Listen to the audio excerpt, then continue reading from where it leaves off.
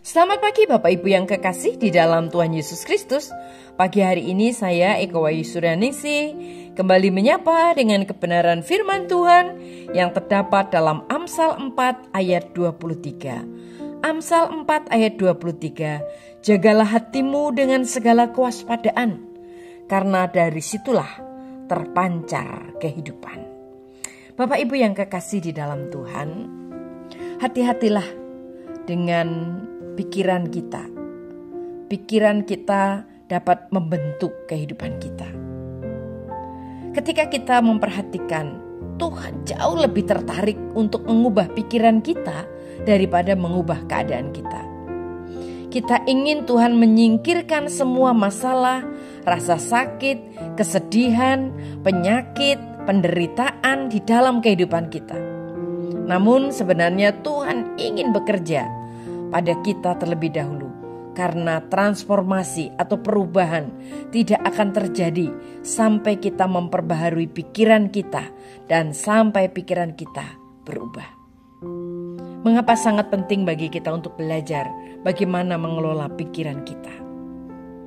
Kita boleh mengelola pikiran kita karena ketika kita hidup ini, pikiran mengendalikan kehidupan kita. Amsal 23, Amsal 4 ayat 23 berkata, hati-hatilah dengan pikiranmu, pikiranmu membentuk hidupmu. Dalam terjemahan lain, pikiran kita memiliki kemampuan yang luar biasa untuk membentuk hidup kita menjadi baik atau buruk. Misalnya, kita menerima pikiran yang dikatakan seseorang kepada kita saat kita tumbuh dewasa. Kamu tidak berharga, kamu tidak penting.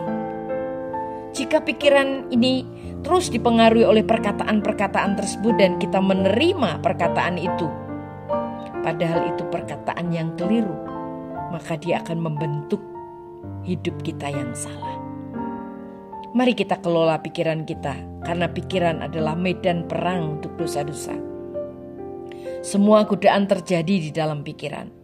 Paulus berkata dalam Roma 7 ayat 22-23, sejauh menyangkut manusia baruku, aku suka melakukan kehendak Allah.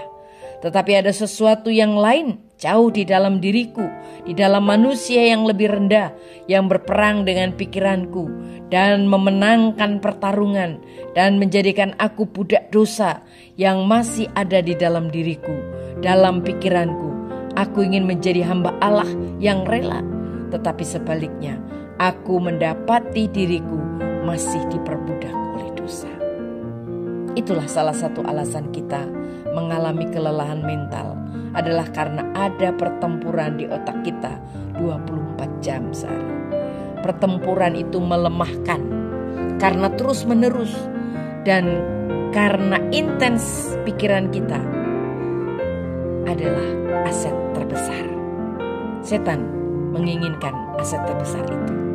Mari kelola pikiran kita, jadikan firman Tuhan menjadi sumber inspirasi kita.